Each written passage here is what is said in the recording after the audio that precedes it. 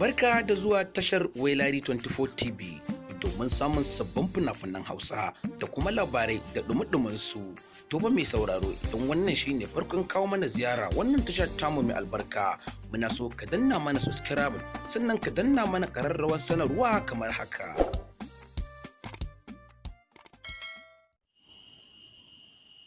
Assalamu alaikum masu sauraro, barkanku da wannan lokaci. A bisa ga yadda wannan zanga-zanga ta ci gaba ta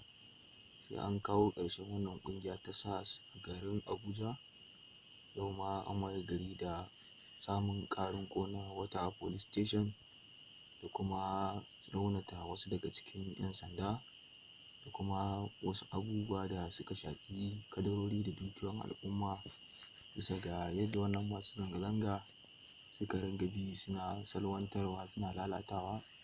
wanda har ta kai ga ƙone-ƙone da fashe gilasan motoci da duk abin da ya faru. To insha Allahu idan kuna tare da mu da zarar an samu wani ƙarin labarai za mu yi